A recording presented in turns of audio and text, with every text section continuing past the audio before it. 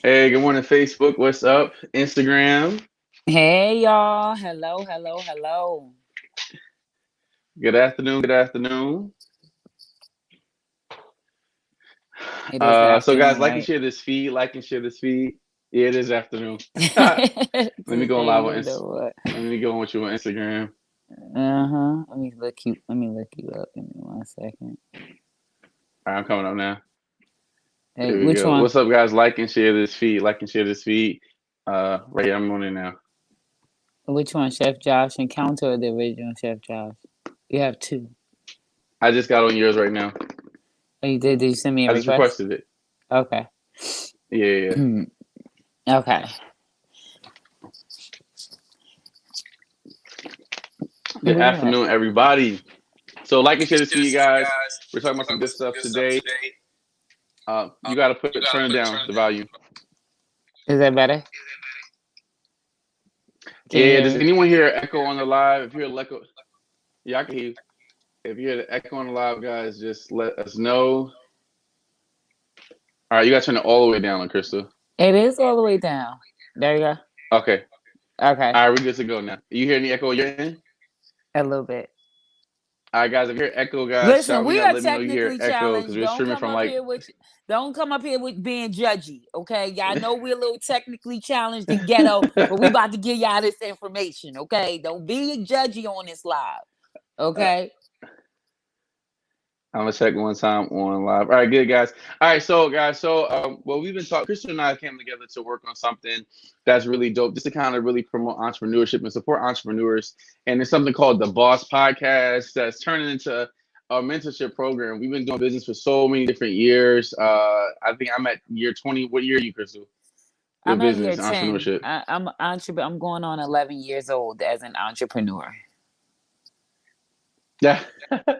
Yeah, and so the cool part about what we do is just that we just have learned a lot from being an entrepreneur, a business owner, and we want to just share that knowledge with entrepreneurs because a lot of times you end up searching for certain things, and it's not that you can't find it, it's just that the mentorship piece is lacking from what you have going on. And we want to just kind of bridge that gap to help people get from point A to Z and fill in all those nooks and crannies. Absolutely. Absolutely. I'm total So in Crystal, agreement to that.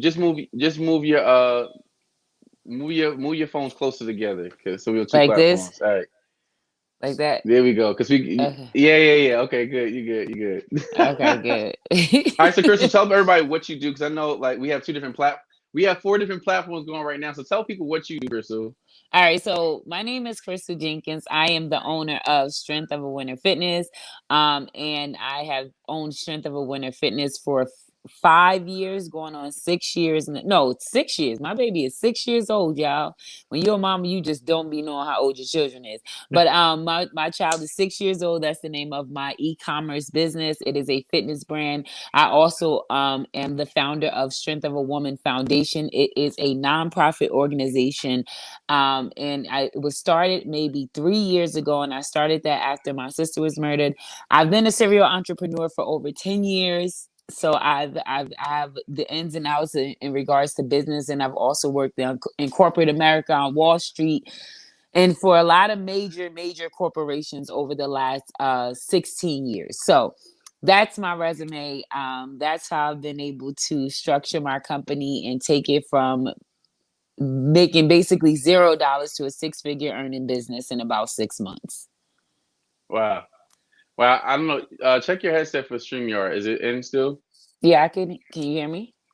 I can. Yeah. Yeah, yeah. Isn't Okay, I cool. can hear And you. that's okay. You can hear me though. Yeah. Okay, cool. That's it's weird it went out. Okay, no, so that's really dope. You took it from What's that number again? You took it to in It six was based months? six figures, over $100,000 I made in my company in 6 months. That's so Yeah. dope. And I think a lot of times the reason why what it makes that so amazing is when you start really thinking about business, people are very afraid, because they're used to that paycheck coming every 2 weeks, that nine to Hmm. five situation. And sometimes even though it's a reasonable way to be afraid, it's not saying that it's not a realistic fear. But Hmm. sometimes if you realize if you're working 40 hours to 80 hours a week at your job, That's 40 to 80 hours a week you're not devoting to your business. Right. And that same Honestly, time you use, you can motivate it towards that as well too. So I feel you on that one. yeah, honestly, that was part of the major reason why I left my job is because I went from being a single woman to basically my nephew lived with me and he was doing remote schooling and they was stressing me out and it was so much and my time was way more important. So that was one of the biggest pressures of me taking a leap of faith. Wow, that's dope. That's so dope. All right, so just going back, and so my background is I've been a chef for 20 years. I taught high school for 8 years. I've worked at several different restaurants. But the biggest part for me was finding out that when I was 20 years old, I had to do something for my grandmother because she was sick at one point, and I said to my boss, "Hey, I need a couple of days off to address what's going on with my family." And she told me it's either this job or my family. And so the next day I came with a letter of resignation, like, all right, it's cool. But she apologized. But what happened was at that moment, at the age of I might have been 19 or 20, which one ever it was, I said, you know what? I will never put a job over my business. So how some people have their job as a side, their business as a side hustle, my job became my side hustle.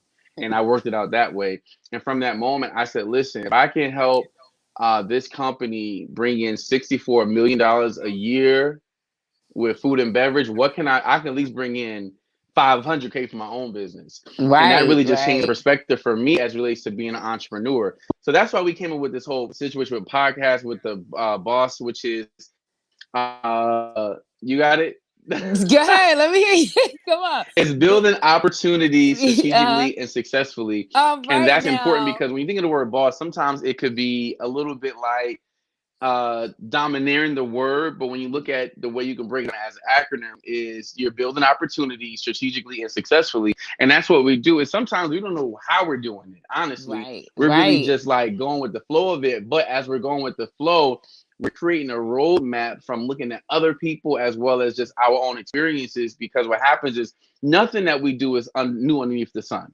Somebody has Nothing. sold waist trainers, somebody has cooked steak or chicken, whatever it is.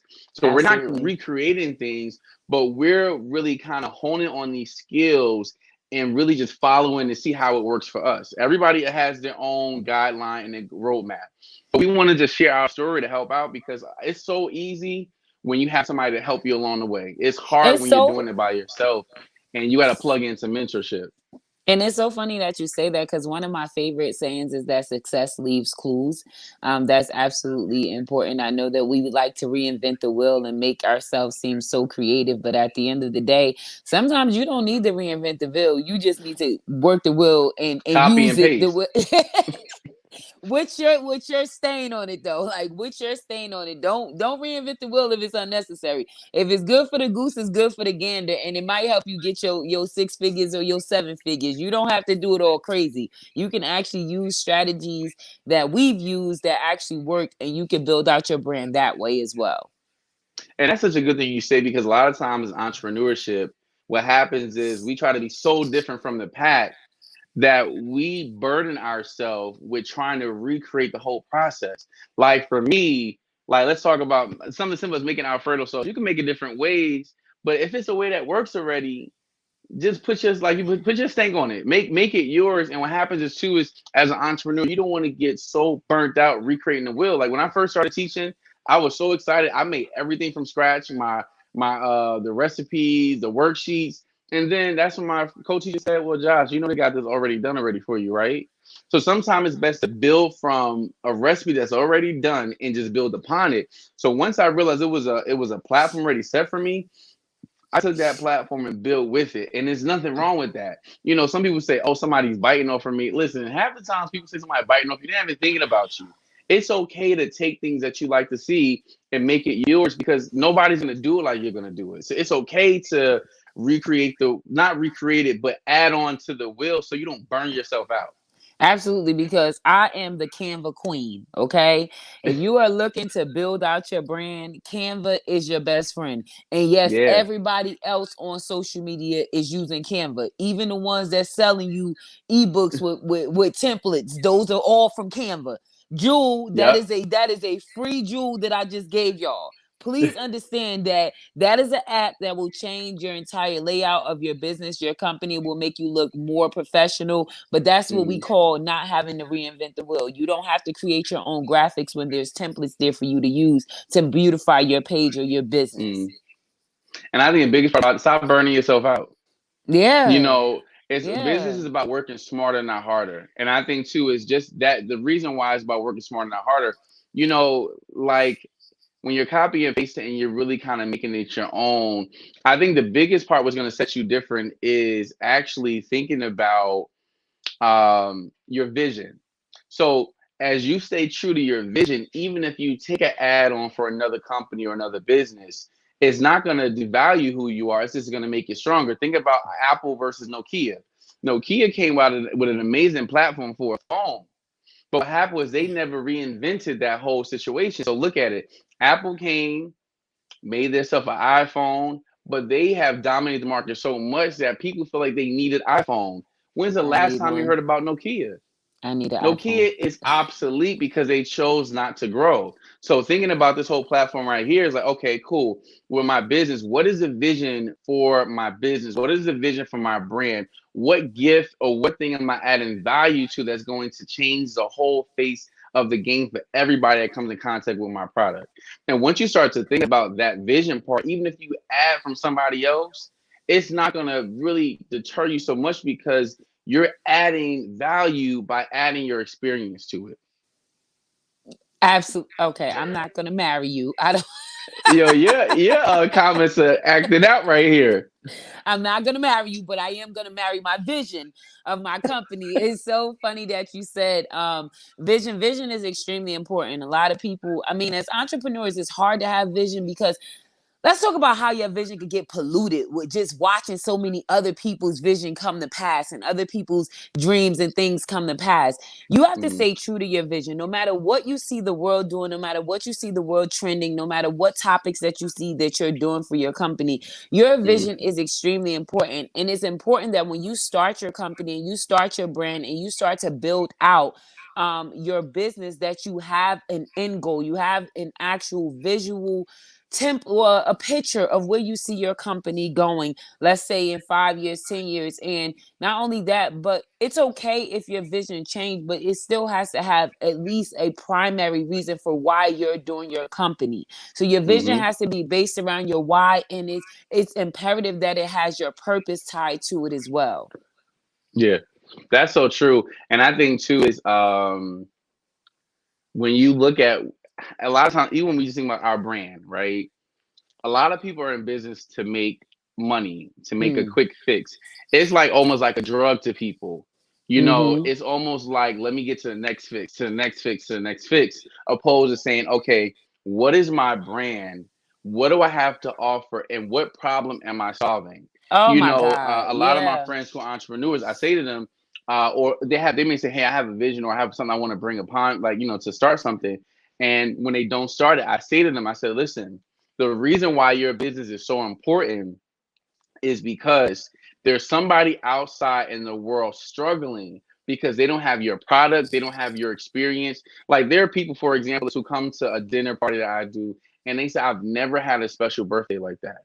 So the reason why that captivates me is like, wow, so I'm out here changing lives by my brand. So when you think about that God-given idea or these talents that you have to be quick to start planning the process. Not to say to jump into it, but you want to be quick to start planning and writing down these notes and perfecting the skills because the longer you wait to produce that vision and that dream and idea, somebody is losing out and they're struggling inside waiting for you to come to fruition to really step up into your gifting or your entrepreneurship. Right. That is absolutely correct. I always tell people that if you are not solving a problem, Mm-hmm. if your business is not solving a problem, you won't be around for a while. So instead of you focusing on the money, you focus on solving a problem. If you Yeah. solve a problem, you're going to make money in your sleep. You're going to get what we call that sleep coin. You're not going to have to worry about customers because customers are going to come to you. They're going to find you if you're solving a problem. Like, take for instance, when I decided to sell undergarments, I knew as a Mm-hmm. full figure woman, I used to be 355 pounds when I was trying to lose weight. I couldn't find no waist trainers that fit me. I couldn't find no Mm. waist trainers that fit me. I'm like, they act like fat people don't want to lose weight. This was my thinking. Like, and I was thinking this as a big girl. So a lot of my products, yes, I have medium, small, but a lot of my products go up to 5, 6, and 7 XL because And that's good. there are full figure women out here that are not quote unquote lazy. I don't know why they correlate being fat to being lazy. That's not the case. But when it comes to undergarments and working out and things of that nature, it's unfair. I felt growing up, I would even think about this growing up. Only thing that we had was Lane Bryant. Being fat and being young, the only thing that we had was Lane Bryant, and it wasn't for people that look like me. I'm like, just Yeah. because I'm big does not It was mean for that I don't Karen. have style. Okay, just because I'm big doesn't mean that I don't have style. I don't want to look beautiful, and I found it was very hurtful that I would see my sister. She was a size maybe 4 with all these trendy clothes, but then somebody like me, it wasn't the same. And as I got older and I started shopping for like fitness stuff, I found that it was the same thing. Women that have a size 4 waist, they're not the only ones that want to waist train, That's true. especially when women that are size 18 are the ones that Mm. really need to waist train. So that's why I decided to, come out with undergarments and things of that nature that are for full figure women. Even Spanx, I like Spanx, but they just started getting full figure things. They had full figure, but they did not have plus size, which are completely different things. So when I came out with my company, it was important that I had products that went up to size 5 and 6 and 7X because that was solving a problem. It was meeting a need. And a lot of customers are grateful that when they shop with me, they like, oh my God, I finally found something that I could fit. You know what it's like to put on a waist trainer on a woman and she's like, oh my God, I bought so many of these and lost so much money, but this actually fits me. That makes them feel Well, good. well, and I think too that's the part about also entrepreneurship too. Does your product make people feel good? You Yeah. know, it's nothing like worse than going to a business and their product or service sucks. Yeah. You know, so it's like, and I think one thing like I've just tried to is just try to be attentive to my clients. Like even too, like, it's great to have a brand, but customer service is also important too. So when you think about your vision, how do you represent your product? Right. Because, but above all else, it's nothing worse than going to a hairdresser and their hair is not done. Because it's like, are you even believing in your own product? Or your, no, it's the truth. Or you're going to eat food somewhere and the person looks sloppy. That's the real reality of stuff like that. That's why I started wearing my customized chef jackets and my chef hats. Like if most people see me, I always wear my own fitteds. I always have my own chef jackets or my customized apparel. The reason why is I represent my brand. Nobody can Right. ever tell me that I don't represent Chef Jay's Encounter. That You is know, so a so lot of real. times too, like you got to think about that too. As a brand ambassador, you're your first brand ambassador. That's why when you see vision, you know, I look at it too as like, okay, cool. How do I bring a great service to a client? But how do I represent my brand? Because if you don't represent it well, you know, sometimes you can lose business by not even looking the par for your own brand. Baby, Literally, like you right now, just I just came from the barbershop yes. and I still got the black. I have a chance to wash my face out because I'm like, listen, I represent. I'm about to do a catering gigs. I'm like, listen, I gotta have my face together. Like stuff like that No. is so important. I gotta have my. I can't be ungroomed and I'm about to cook somebody food. No, that is the truth. That's why I tell people like, oh, you don't need to lose no more weight. Oh, you look good. Oh, you this, you that. I'll be like, mind your business. I sell waist trainers. And Yeah, I am such a progressive person. I don't judge people. I don't, but for me, I feel like if I'm going to sell you a waist trainer, then I need to hmm, show you a before and after. I need to show yeah, you that I was 355 pounds and through waist training, hard work, and eating right, I've actually been able to shrink my waist and I'm almost a size 10 now. So I yeah, feel like you should represent your brand as well. That is the absolute truth because at the end of the day, before you have a million people bef- I'm sorry. I'm sorry, y'all. Before you have a million people that are reaching out to you, you're going to be the only person that's going to be wearing your product. And yeah, unfortunately, people judge you by what you look like. So for me, losing weight and working out and taking care of myself is a part of my job. Every day I yeah. would get up with God. Me and God get up at about 4 a.m. every single morning and I go to the gym and I work out for 2 hours because that's a part of my job. Period. Yeah, and it's funny because I'm usually going to the bed by the time you going Oh to the God. gym. But the thing about it too is like I find that working through like from 12 a.m. to 4 a.m. is the best time for me to work I because it's know. quiet. I can get myself done. So that's for me. Like you got to find out what works for you as an entrepreneur. But that's Yes. so true with really managing your brand. You have to look the part. It's nothing like and even too like somebody has said to me they want to start a fashion line, right? But they don't have no clients. Go in your own closet, Okay. pick out 15 outfits, mix and match, and do your own photos. And what happens is too is Instagram has made it so easy for you to promote your brand with these different So challenges. so easy. So and you can create your own. So the thing about it is not that you don't have clients, the vision it goes back to vision. How do you see yourself? How do you want Mm-hmm. people to see you? What type of clients do you want to see? Because you can create hashtags and all of that, especially too, Chris, you've grown your page to over 20K. So Yeah. you have 2 pages. So it's like when you think about stuff like that, the vision is 3 pages. My 3 pages. bad. So you have over 40, almost like 40K followers. But it's like when you start thinking about stuff like that, it all started with a vision. And just to kind of wrap this call up, we want to just start talking about what is your vision? How do you see yourself? What things do you want to go for the next level? And with just going forward, if you're thinking about a business, if you want to start a business, if you have a business, if you have a passion, it might not be a business for some people. Some people might be a passion. You may have a service. You may be a motivational speaker. Whenever you start thinking about all of this stuff, you want to start really honing on your vision. The Bible says to write the vision, make it plain. And we Right. ain't just talking about the Bible, just in general. Write the vision down. Make it plain for yourself. So this way you can create realistic goals. And some goals can't be realistic because it won't stretch your faith. So realistic and faith goals that you need to pair together and start really planning. Okay, I'm going to take these steps to make it to this level. Be real with yourself, but Right. also don't be real to your fear. Be real to the fact that you can overcome every situation. You got anything to Right. add to close this out, Crystal? Just that, when you do write, it's so funny that you said it because I have a lot of notebooks with a lot of different things that I wrote off over the years, like 10 years before manifestation became popular. I didn't know that Mm-hmm. that's what I was doing. But when you write out these things and you speak these things into affirmation and you pray over them and you start to Mm-hmm. work, you will be surprised at what your vision can actually bring forth from years of hard work. So Yeah. be dedicated to your vision, write it out, make sure that you have faith, have fun, and make sure you stay true to who you are when you're building your brand. And I promise you, you can go anywhere. That's good. This is a dope call, guys.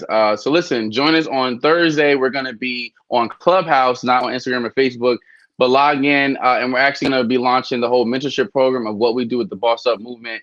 We want you guys to stay connected, log in. Listen, let's just grow together. All right. Right. Have a All right. good one, y'all.